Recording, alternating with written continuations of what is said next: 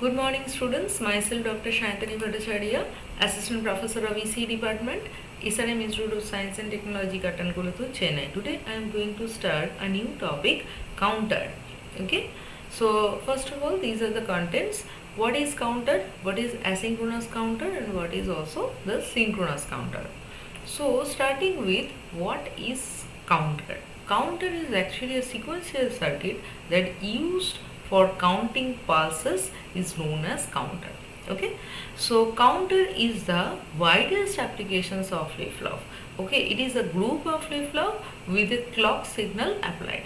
So now there are basically two types of counters are there. One is asynchronous counter and another is synchronous counter. Okay, so we will start with the asynchronous counter. So first of all, you have to understand what is the meaning of asynchronous. Okay, so asynchronous counter means here we will apply the clock pulse only in the first flip flop. Okay, so and other flip flops we will not apply directly the clock pulse. Okay, so here according to the figure, here you can see that clock pulse is directly connected to the first flip flop. Okay, this is flip flop. If I consider this is flip flop number 1, 2, 3, 4. Okay, so here we apply the clock pulse only flip flop number 1. Okay, but all of you know that flip flops will not work without any clock pulse. So how the other flip flops will work? So here basically here in other flip flop clock pulse is actually the output of the previous flip flop. So here you can see that here the first flip flop output, this Q is connected, that means it is a Q0. Q0 is connected to as a clock of the second flip flop. Okay, and this is the Q1. Q1, that means output of the second flip flop, is connected as a clock pulse of the third flip flop. Then output of the third flip flop, that means Q2. Q2 is connected as a clock pulse or as a this is the fourth flip flop, and this is the finally Q3. Okay, so this is the meaning that clock here, this is the meaning of actually the asynchronous counter. So clock is only we are giving first, and output of the flip flops is connected to the other input of the clock pulse of the other flip flop. Okay, now here basically connected J, in all cases you can see that J and K inputs are connected together, and it is connected as a high state. Okay, so because we are using it like that, because all of you know according to the JK flip flop rule, if J and K both are 1 1, then it will actually come output will be in the toggle state. Okay, so now if you can see the now I'll starting describing the how actually asynchronous counter works.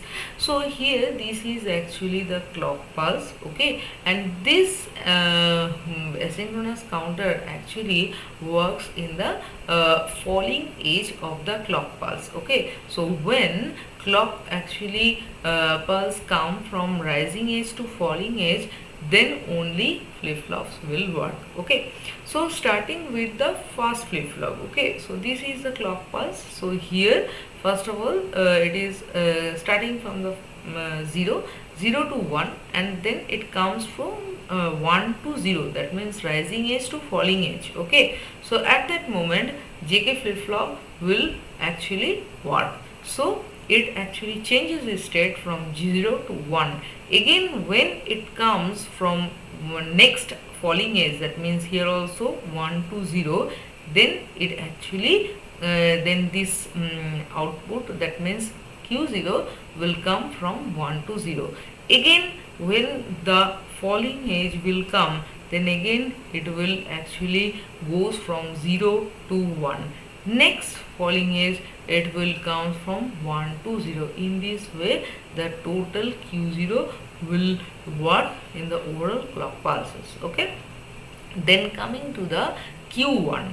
Okay, so Q1 actually this second JK flip flop I've already said work on the based on the Q0. Whatever the Q0, how the Q0 changes is actually the clock of the second flip flop. So this is now we will only depend, I mean, for the case of second JK flip flop, this is actually the clock pulse. So when it will comes, this is actually one state, this is zero state. So when the clock start from, that means Q0 actually coming down from rising edge to falling edge, or 1 to 0, then Q1 will start. Okay, start from 0 to 1. Again with this condition, that means when again it comes from 1 to 0, it will also come from 1 to 0.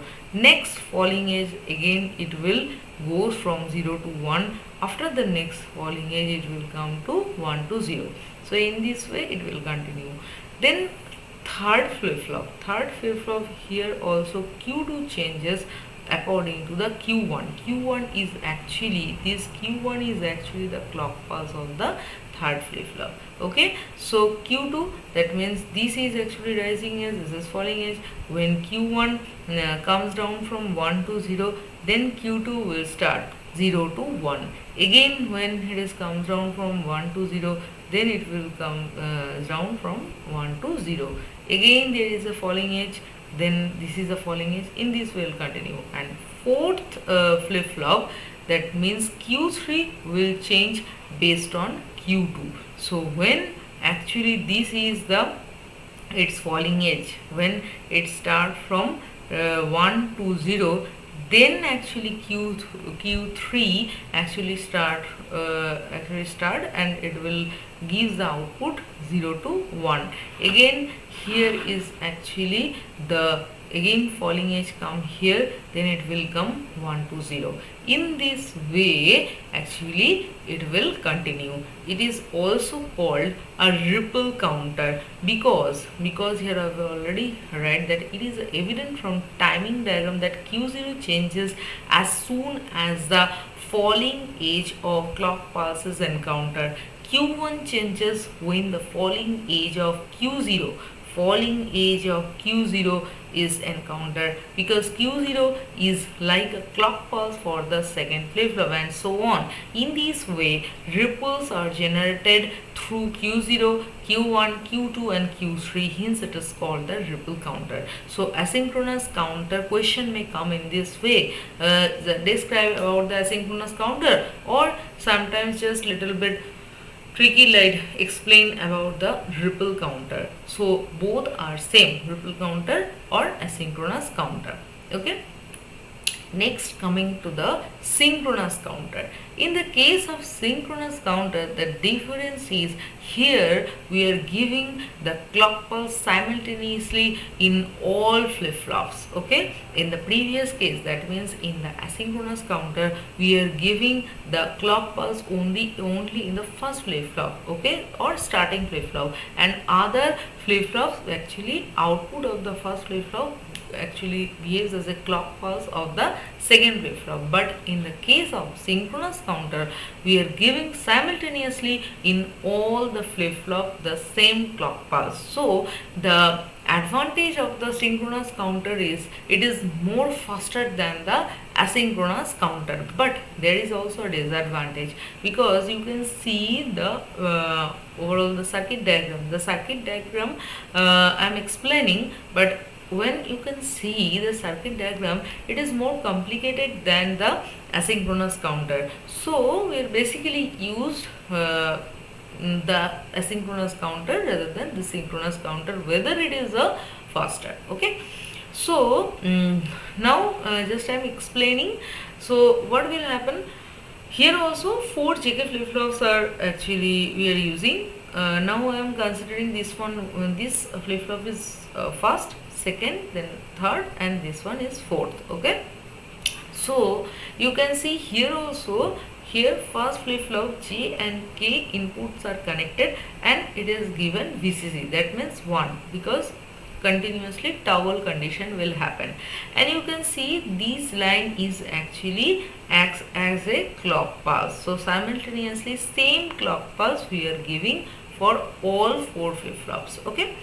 Now whatever the output of the first flip-flop, okay, that means Q0, it will actually connected to the second flip-flop input. Okay, so here you can see Q0 is directly connected to J and K is connected together. So whatever the Q0, when the Q0 will changes, same actually output it will go as the input of the second flip-flop. Okay, so based on the changes of the Q0, so Q1 also changes. Okay, Q1 means output of the second flip-flop. Okay, then for the third flip-flop, how it actually works, you can see that in that case Q0 and Q1 are actually passing through a AND gate, then output will come what? Q1 and Q0.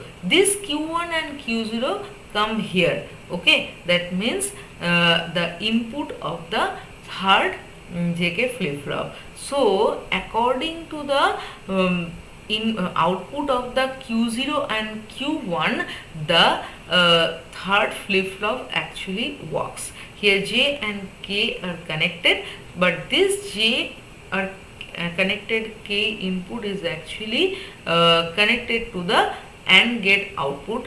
This AND gate output, this AND gate is actually output is Q1 Q0. So based on the output of the flip-flop 1 and 2, that means Q0 and Q1, the input also, the input of the third flip-flop also changes.